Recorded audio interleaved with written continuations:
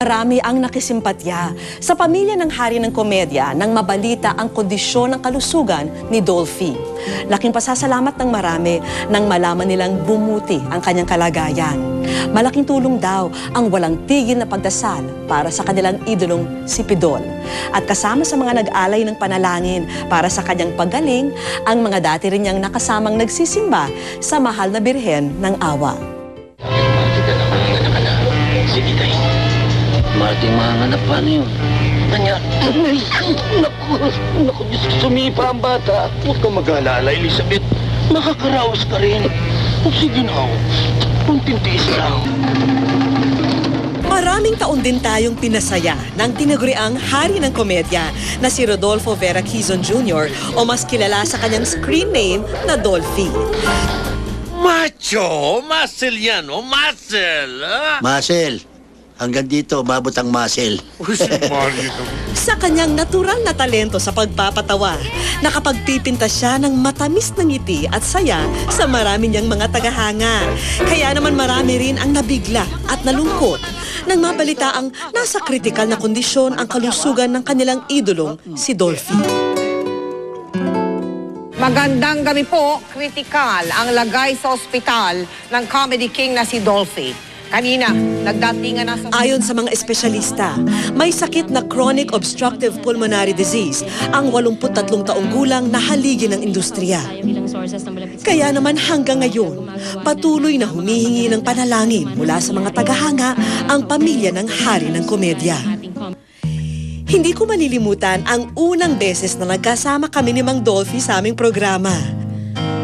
Isang araw na puno ng kasiyahan nang paunlakan kami at imbitahan ng Comedy King sa kanyang mismong tahanan para pagbigyan ang wish ng isang dati niyang kasamahan sa teatro. Tangi kong pag-ibig, My one and true love, yun ang sabi mo, ay minsan lamang. is once upon a time. Ngunit ang iyong akala, But your understanding ay hindi tunay. is true and force. Isang simple at nakatutuwang kaibigan ang humarap sa amin ng araw na yun. Bagay na lalong nagpaigting sa aking paghanga sa King of Comedy.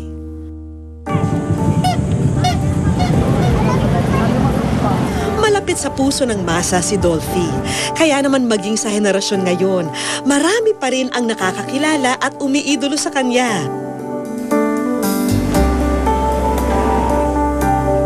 Ang hindi alam marahil ng marami, si Dolphy naman ay masugid na deboto ng mahal na Birhen ng Awa. Nung hindi pa nga raw nagiging kritikal ang kalagayan ni Pidol, halos walang palya siyang namamanata sa simbahan ng Baclaran tuwing araw ng Miyerkules. Since Home Along the Riles, time pa. After every taping, we go straight from the taping to Baclaran to have prayer mass. And then, he became more devoted nung time na aksidente si Vandolph. Kahit hindi rumurolyo ang kamera, likas din daw sa hari ng komedya ang pagkakaroon ng malambot na puso, lalo na sa mga kapuspalad na nakakasalubong sa daan. Pag hindi siya nakapunta ng Martes, mga Mertes ng gabi, nagtatakbuhan lang yung mga pulubi dahil binibigyan nga sila. Ay na si Dolphy, ay na si Dolphy. Naku, nakakapit na niya lahat siya sa sasakyan namin. Makita ko na yung sasakyan. Tapos bubuksan ng daddy ko yung pinto, ay yung bintana niya. Mamaya na, magsisimba muna ako, mamaya na. Magsisimba muna ako, antayin niyo ako. Hindi ako mawawala. Sir, tulungan mo naman ako, may sakit ako. Sabi ko, may sakit ka rin ba? Sabi, anong sakit mo? Sabi, hika. Sabi ko, may hika rin ako. Tapos yun, inabutan ako.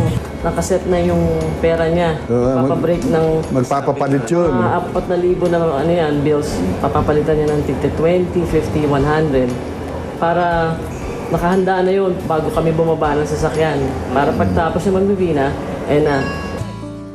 Malaking bagay na raw para sa mga tulad nilang walang-wala ang tulong na naibibigay ni Dolphy sa tuwing bumibisita siya sa simbahan ng Baclaran. Ginagawa ko, bibili namin ng pagkain. Binaano ko sa mga bata, almusal sa umaga, nakaabang na agad eh. Binibili ko ng gamot kasi nagagamot ako araw-araw. Hindi nagpakita ng pagkailang. At hindi rin pinaramdam na siya'y nakakaangat. Ang idolo ay isang maituturing na kaibigan na kabiruan. Naalala din namin na mabait din naman Sir Dolphy. Wala rin naman. Pagka nandiyan naman, nagpapatawa. Sabi, taba-taba mo, mataba ka pa sa akin. Sabi ni Sir Dolphy. At nang makarating daw sa kanila ang balitang nasa kritikal na kondisyon ang kalusugan ni Dolphy, napawi ang dating matamis nilang mga ngiti. Kasi matagal na rin namin nakikilala tapos hindi na dumarating dito. Hindi na pumupunta. Nahanap namin, ba't kaya Sir Dolphy hindi na dumarating? Kaya panalangin din tungkol sa sakit niya, saka sa mahihirap na matatanda lang. Kasi pag tumingin siya, parang naaawa siya. Papayakan. Habang patuloy pa rin ang obserbasyon sa lagay ng kalusugan ni Dolphy, hindi rin daw sila hihinto sa pag-aalay ng panalangin para sa ikabubuti ng kondisyon ng nag-iisang hari, na minsang nagpasaya at nagbigay ngiti sa kanilang mga puso sa harap at likod ng kamera.